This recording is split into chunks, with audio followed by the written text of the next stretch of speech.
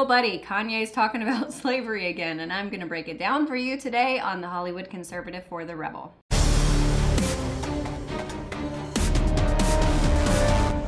I think that sometimes people are misunderstood, especially when people are trying to be inspiring and thoughtful and provocative. Kanye West was slaughtered on social media for comments about the 13th Amendment, but I will get to that shortly.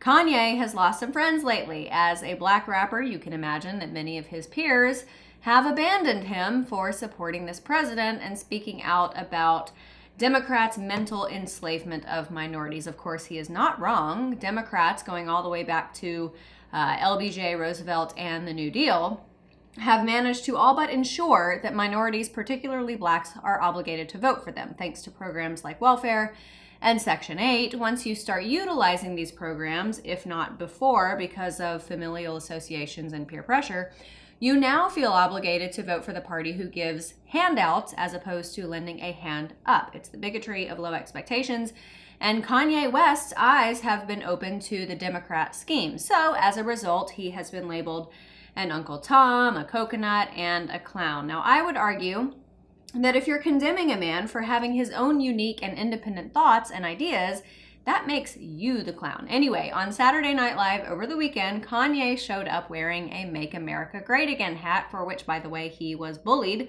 by friends and told not to wear it, from members of the party of open-mindedness and inclusion, of course.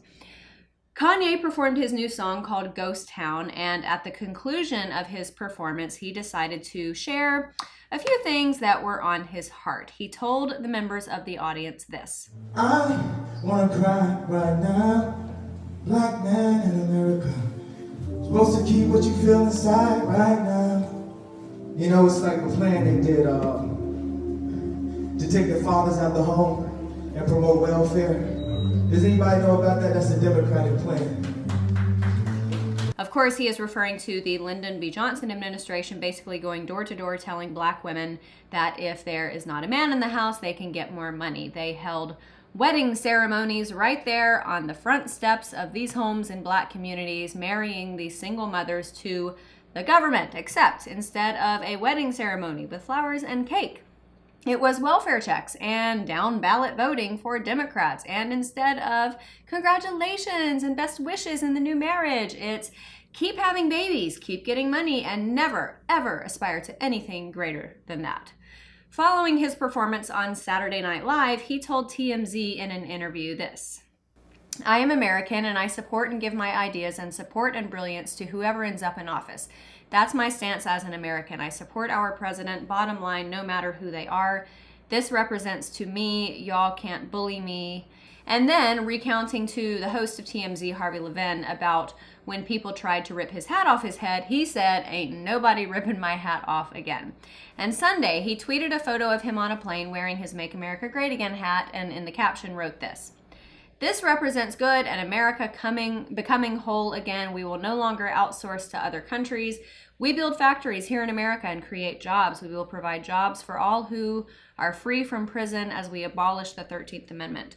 Message sent with love. So, his reference to the 13th Amendment obviously was not received very well. The 13th Amendment, which obviously said that neither slavery nor involuntary servitude, except as a punishment for crime, whereof the party shall have been duly convicted, shall exist within the United States. So what did he mean by abolish the 13th Amendment? Obviously, he wasn't suggesting that we reinstate slavery, and anyone suggesting that that is true is willfully ignorant or intentionally incendiary. So he explained to Harvey Levin on TMZ that he misspoke, saying abolish slavery, that he actually meant amend. So amend and amendment doesn't really make sense. However, he went on to explain and say this. In 1865, the 13th Amendment stated that no man is destined to slavery or involuntary servitude unless convicted of a crime. This translates to, in order to make a freed man a slave, all you have to do is convict them of a crime. You know, there's people getting paid 8 cents a week working for companies, you know, that are privately owned. And, you know, a lot of them are first-time offenders. A lot of them are nonviolent.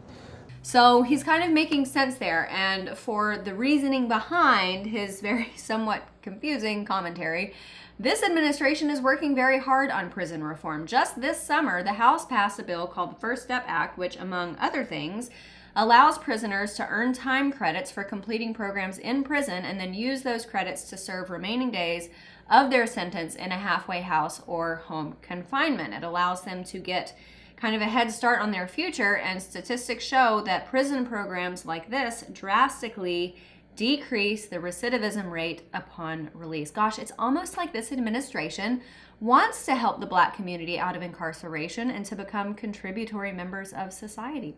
See, Hollywood celebrities, all it takes is just a little bit of research to find these things out, and then you learn that Donald Trump isn't actually that big, bad, orange boogeyman that you all thought that he was. Go figure. The more you know. Thanks for watching, everybody. I'm Amanda Head, the Hollywood conservative for The Rebel. If you enjoyed my commentary and want to hear more from all of us here at The Rebel, subscribe to our premium content at www.therebel.media/shows. Make sure you're following us on Facebook and Twitter for all of our latest news. And download our new app for The Rebel Media on the App Store. That way you will have instant and easy access to all of our latest videos and your favorite Rebel shows. Thanks so much for watching. I'm Amanda Head for The Rebel.